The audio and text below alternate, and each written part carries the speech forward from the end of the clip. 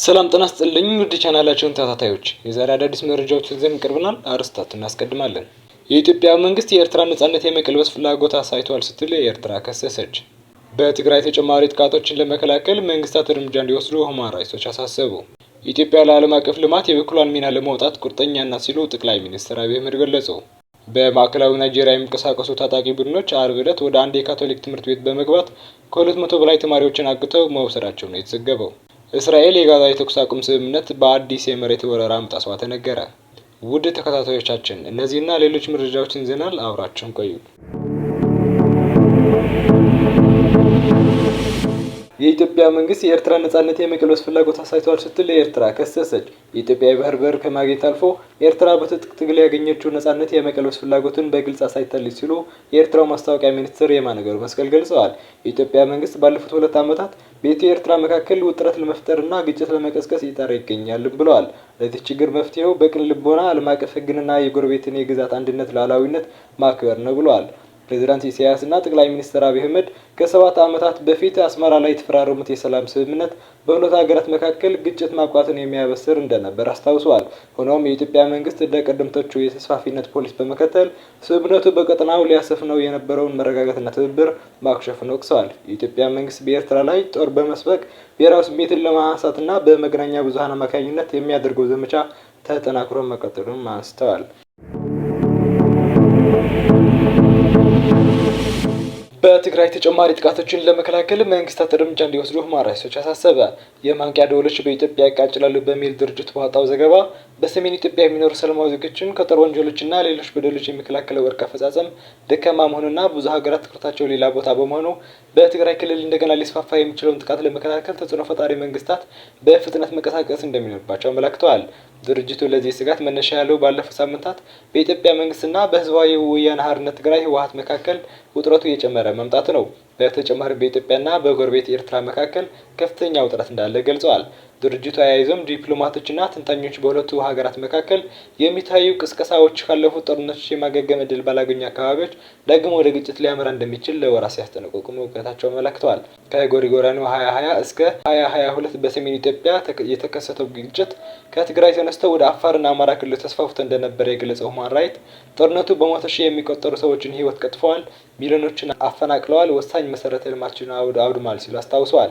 በጎርጎሮሳውያኑ ህዳር 2022 የኢትዮጵያ ባለስልጣናትና ህወሓት በአፍሪካ ህብረት አደራዳሪነት ስምምነት ተፈራርመዋል ያለው የድርጅቱ ሪፖርት፣ ነገር ግን የክትትል ስልቱ በአብዛኛው ለሰብአዊ መብት ረገጣ ትኩረት መስጠት ባለመቻሉ የእርቁ ዋና ተዋናዮች የአፍሪካ ህብረት፣ ኬንያ፣ ደቡብ አፍሪካ፣ አሜሪካና ኢትዮጵያ አጋሮች ተጨማሪ የሰብአዊ መብት ረገጣን ለመከላከል በአስቸኳይ መንቀሳቀስ አለባቸው ሲል ሁማን ራይትስ ዎች አሳስበዋል። ኢትዮጵያ ለዓለም አቀፍ ልማት የበኩሏን ሚና ለመውጣት ቁርጠኛ ናት ሲሉ ጠቅላይ ሚኒስትር አብይ አህመድ ገለጹ። ጠቅላይ ሚኒስትር አብይ በጆሃንስበርግ የተካሄደ በሚገኘው የቡድን 20 መሪዎች ጉባኤ ላይ እየተሳተፉ ይገኛሉ። ጠቅላይ ሚኒስትሩ በጉባኤው ባደረጉት ንግግር የጥንታዊ ስልጣኔ ታሪክ ባለቤት የሆነችው ኢትዮጵያ በበርካታ ፈተናዎች ውስጥ በርካታ ስኬቶችን እያስመዘገበች ነው ብለዋል።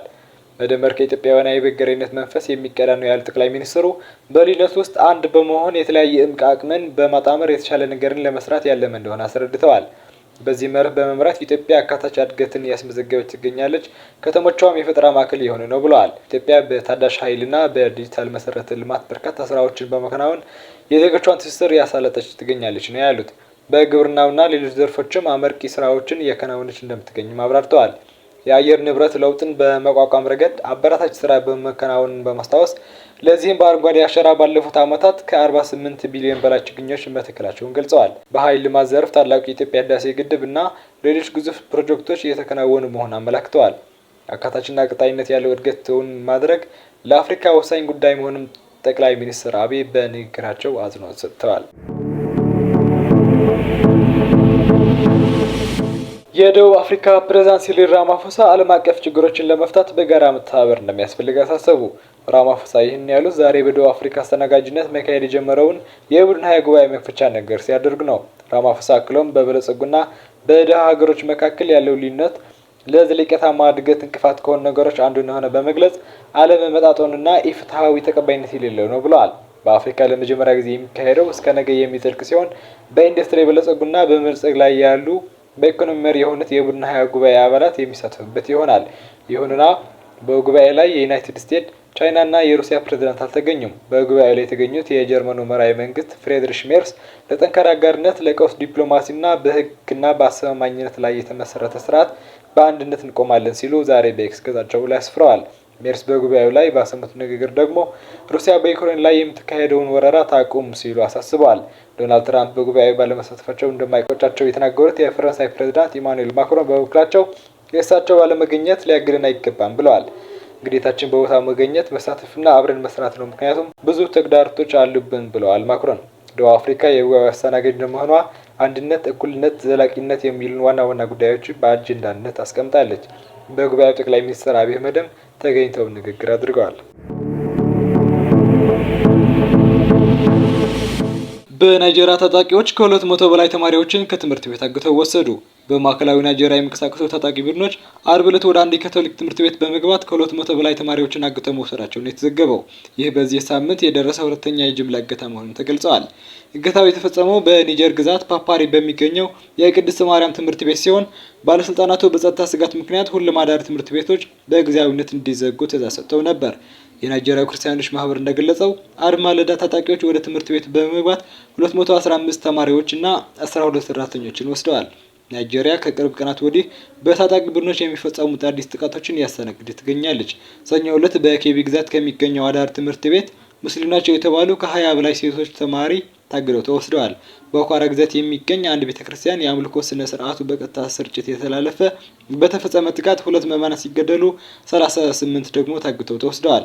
የሀገሪቱ ፕሬዝዳንት ቦላ ቲኑቡ እነዚህን የጸጥታ ጉዳዮች ለመፍታት በሚል በደቡብ አፍሪካ የተካሄደ በሚገኘው የቡድን 20 ጉባኤ ላይ እንደማይሳተፉ አስታውቀዋል። እስራኤል የጋዛ የተኩስ አቁም ስምምነት በአዲስ የመሬት ወረራ መጣሷ ተነገረ።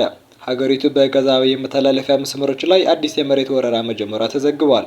የእስራኤል ጦር ቀደም ሲል በአሜሪካ አደራዳሪነት የተኩስ አቁም ስምምነት በኋላ በአንዳንድ ቦታዎች ላይ የመሬት ወረራ መክፈቱ ተነግሯል።